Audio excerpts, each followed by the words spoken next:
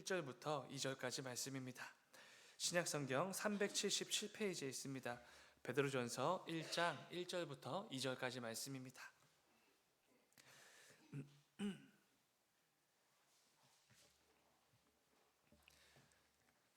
다 찾으신 줄 믿고 우리 오늘 본문 한 목소리로 함께 읽겠습니다. 시작. 예수 그리스도의 사도 베드로는 본도, 갈라디아, 갑바도기아, 아시아와 비두니아에 흩어진 나그네 곧 하나님 아버지의 미리 아심을 따라 성령이 거룩하게 하심으로 순종함과 예수 그리스도의 핏부림을 얻기 위하여 택하심을 받은 자들에게 편지하노니 은혜와 평강이 너희에게 더욱 많을지어다. 아멘. 아멘. 잠시 기도하겠습니다. 사랑하는 주님, 아버지, 우리에게 귀하고 복된 또 한 주간의 삶을 시작하게 하시니 주여 진정으로 감사를 드립니다.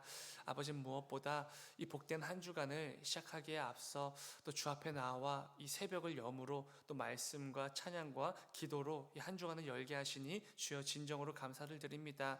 오늘도 말씀을 통하여서 또 기도로 부르짖는 그 시간을 통하여서 하나님 아버지의 마음과 뜻을 깨닫고 분별케 하여 주셔서 그 가운데 무엇보다 하나님께서 기뻐 여기실 만한 한 주간의 삶을 결단하며 나아가는 귀한 이 새벽이 될 수 있도록 아버지 인도하여 주시옵소서. 이를 통해서 이번 한 주간도 그 어느 때보다 하나님께서 기뻐 여기실 만한 삶의 열매들을 가득 맺어 나가는 귀하고 복된 한 주간이 다 될 수 있도록 아버지 인도하여 주시옵소서. 사랑의 주님, 또 매일 새벽 반주를 섬겨주셨던 구자인 권사님께서 또 간 수치가 또 좋지 않아서 휴식 가운데 또 치료 가운데 또 있습니다. 아버지, 그 가운데 함께하여 주셔서 우리 권사님 매일같이 그 사모함으로 섬기시는 이 새벽 제단 새벽 반주를 잘 섬기실 수 있도록 아버지 인도하여 주시옵소서. 주님 감사합니다. 거룩하신 예수님의 이름으로 기도드렸습니다. 아멘. 아멘. 오늘 함께 읽으신 말씀을 가지고 나의 등 뒤에서 나를 도우시는 주, 이런 제목으로 함께 말씀을 나누도록 하겠습니다. 오늘 말씀 결론 부분을 이렇게 결론 짓다가 예전에 저희가 함께 많이 불렀던 복음성가가 생각이 나서 그 가사를 그대로 오늘 말씀의 제목으로 삼아 보았습니다. 오늘부터 함께 나누게 될 이 베드로전서는 로마 제국의 대대적인 박해로 인해 엄청난 고통에 시달리는 성도들을 위해 베드로가 기록한 편지 말씀입니다. 극심한 박해로 인해 고통당하는 성도들을 위해서 사도된 베드로가 그대로 위로하고 격려하기 위해서 지금 이 편지를 써서 보내고 있는 것입니다. 베드로는 이 편지를 통해 특별히 예수를 믿는다는 그 이유 하나 때문에 온갖 부당함과 핍박을 견디고 있을 그 성도들을 생각하고 떠올리면서 이 편지를 쓰고 있습니다. 그런데 여러분, 잘 생각해 보시면 우리가 기독교인이라는 것 때문에 온갖 핍박을 당할 때 어떤 말로 위로를 받을 수 있을까요? 내가 예수를 믿는다는 그 이유 하나 때문에 온갖 부당함과 핍박과 욕설과 그 폭력을 당하고 있는 가운데 어떤 말로 또 어떤 방식으로 위로와 격려를 받을 수 있겠습니까? 어떤 불법을 저질러서가 아닙니다. 명확한 근거나 이유가 있어서도 아니죠. 단지 예수를 믿는다는 그 이유 하나 때문에 즉 극심한 핍박을 당하고 있는 것입니다. 아무런 이유도 없는 것이고 법적인 근거도 없이 비방과 욕설과 부당한 해고와 폭력, 심지어 죽임까지 당하고 있는 것이 그때 당시 성도들의 상황이었습니다. 그런데 그런 성도들을 도대체 어떻게 위로할 수가 있겠습니까? 어떤 말로 위로와 격려를 전달하고 있을 수 있겠습니까? 그 어떤 말로도 핍박 가운데 놓인 이 성도들을 위로할 수 있는 말은 없었을 것입니다. 그런데 놀랍게도 이 베드로전서 말씀을 읽다 보면은 그게 있었다는 것이죠. 부당한 핍박에 시달리는 성도들을 위로하고 격려할 수 있는 방법이 있었습니다. 딱 한 가지 말과 딱 한 가지 방법이 있었는데 무엇이죠? 바로 소망입니다. 소망. 그런데 우리가 알고 있는 이 세상도 줄 수 있는 그럴듯해 보이는 그저 그런 소망이 아닙니다. 우리의 산 소망이 되시는 예수 그리스도라는 참 소망에 대해서 베드로는 말하고 있는 것이지요. 로마로부터 오는 이 극심한 핍박 앞에서도 성도들에게 힘을 주고 위로와 격려를 줄 수 있는 유일한 방법은 우리의 산 소망이 되시는 예수 그리스도였습니다. 그 소망을 제시하면서 베드로는 오늘 편지를 보내고 있는 것이지요. 베드로는 이 편지를 받는 모든 성도들에게 위로와 격려를 전하는 것은 물론 그 모든 상황들을 능히 이겨낼 수 있는 힘과 능력까지 더하여 주는 것을 보게 됩니다. 중요한 것은 이게 가능했던 것은 베드로의 화려한 언변도 아니고 그가 보냈던 어떤 거금의 포상금도 아니었다는 것입니다. 예수 그리스도라는 그 산 소망을 바라보라라는 권면이 담긴 편지 한 통이었습니다. 예수 그리스도께서 나를 위하여 온갖 고난과 핍박을 견디시고 끝내 죽음까지 감당하셨으므로 나에게 주어진 그 놀라운 구원을 떠올리고 생각하면서 오히려 그 예수 그리스도를 위해서 받는 고난, 핍박쯤은 기쁨으로 여기라 라는 편지를 쓰는 것입니다. 그리스도께서 그 큰 고난, 이 십자가를 통해 영광을 얻으셨던 것처럼 그를 믿는 성도들 역시 고난 당하는 것이 너무나 자연스러운 것이라고 권면을 하는 것입니다. 동시에 예수 그리스도께서 그 극심한 고난 후에 영원한 영광을 얻으셨던 것처럼 우리 모든 성도들 역시 이 고난, 이 핍박의 끝에서 영원한 영광을 얻게 될 것임을 기억하고 그 소망을 굳게 붙들고 모든 핍박과 고통을 능히 이겨내라, 이런 권면과 위로의 편지를 지금 보내고 있는 것입니다. 사랑하는 여러분, 우리 성도들에게 주어진 소망은 참으로 놀라운 소망이지 않습니까? 왜냐하면 이 세상이 주는 그럴듯해 보이는 그 소망과는 근본적인 차원이 다른 소망이기 때문에 그렇습니다. 이 세상에 줄 수 있는 소망은 때가 되면 전부 다 없어져 버립니다. 때가 되면 시들어 버리고 썩어 없어지게 되는 것이지요. 영원할 것처럼 우리를 속이지만 굉장히 유한하고 굉장히 제한이 많은 근본적으로 차원이 다른 그런 소망들입니다.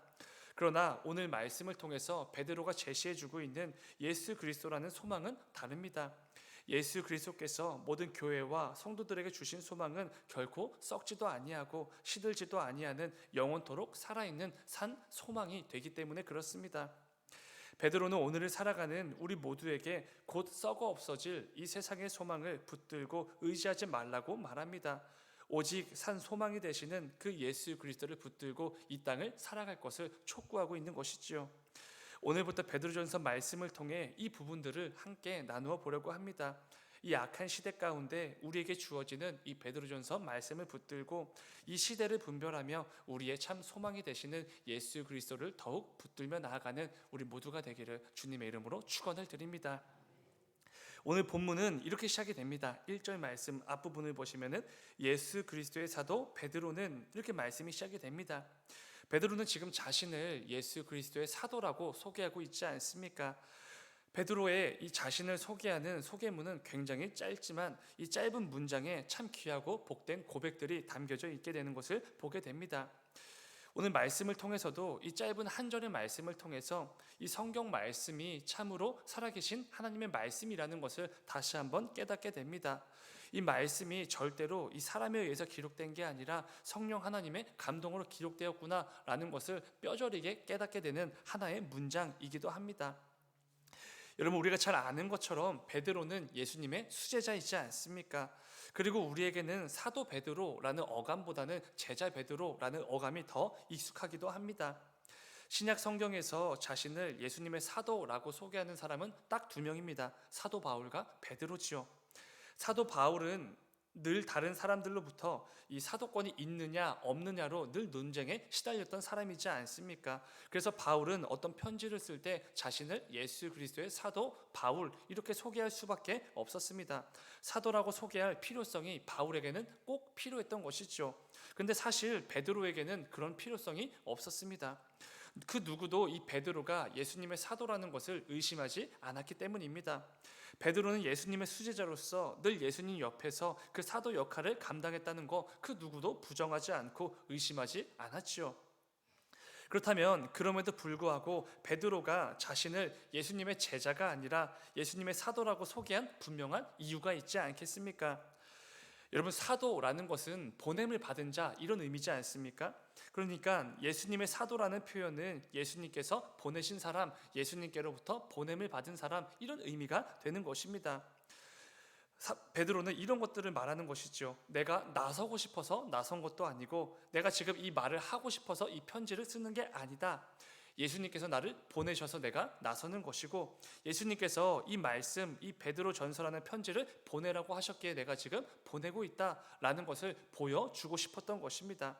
지금 이 편지를 쓰고 있는 게 예수 그리스도의 사도라는 표현을 통해서 베드로 한 사람 개인의 어떤 감정과 개인의 이익을 위해서 보내고 있는 게 아니라 예수님께서 주신 말씀, 예수님께서 보내라고 하셨기에 이 편지를 보내고 있다라는 표현이 다 담겨져 있는 것입니다.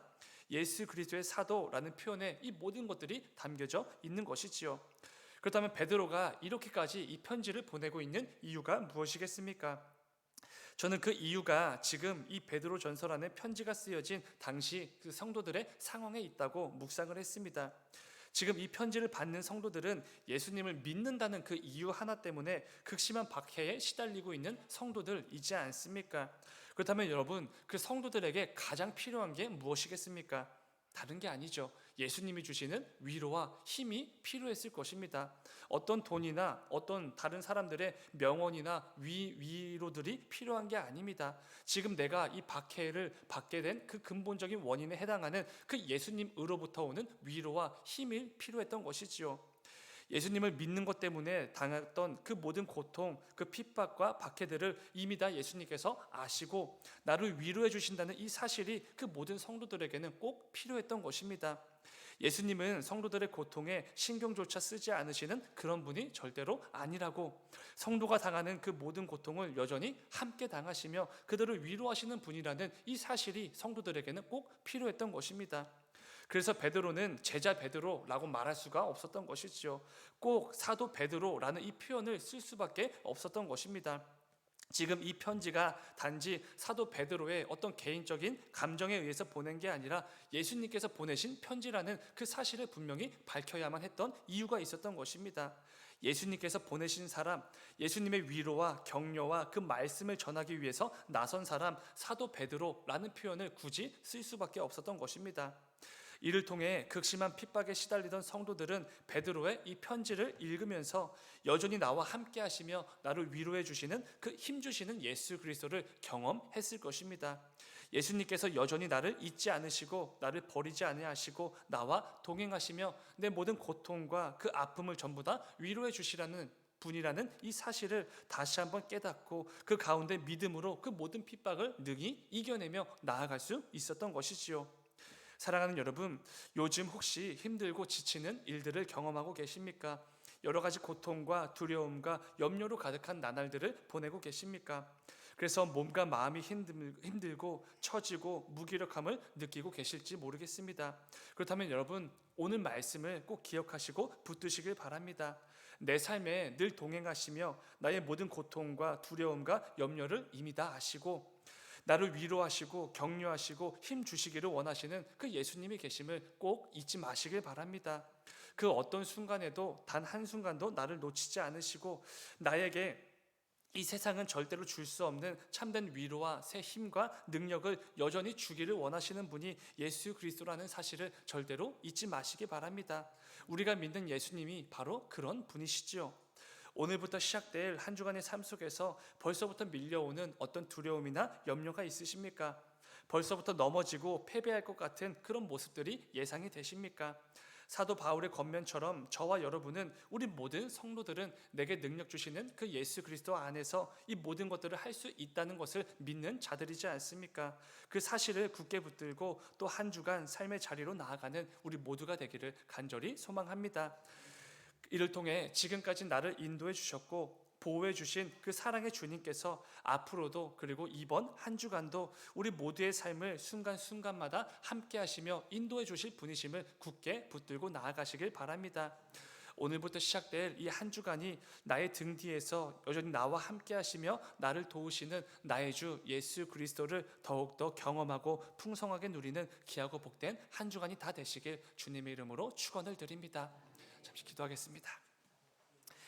사랑의 주님, 아버지, 이번 한 주간도 그 어느 때보다 나와 함께 하시고 내 삶 가운데 내 모든 형편을 다 아시는 그 예수님을 경험하고 풍성하게 누리는 복된 한 주간이 다 될 수 있도록 아버지 인도하여 주시옵소서. 아버지, 이제 한 주간이 시작되었을 뿐인데 벌써부터 두려움과 염려로 밀려오는 부분들이 참 많이 있습니다. 아버지, 그런데 그 모든 나의 상황들, 형편들 이미 다 아시고 나에게 말씀해 주시고 위로해 주시고 힘 주시기를 원하시는 예수 그리스도께서 계시다는 것을 절대로 잊지 않고 그 한 주간의 삶으로 나아가는 우리 모두가 될 수 있도록 아버지 인도하여 주시옵소서. 그 가운데 담대함과 주님께서 주시는 그 능력과 위로와 힘을 힘입어서 이번 한 주간도 정말로 하나님께서 기뻐 여기실 만한 그 복된 한 주간을 잘 살아내는 우리 모두가 될 수 있도록 주님 인도하여 주시옵소서. 주님 감사합니다. 거룩하신 예수님의 이름으로 기도드렸습니다.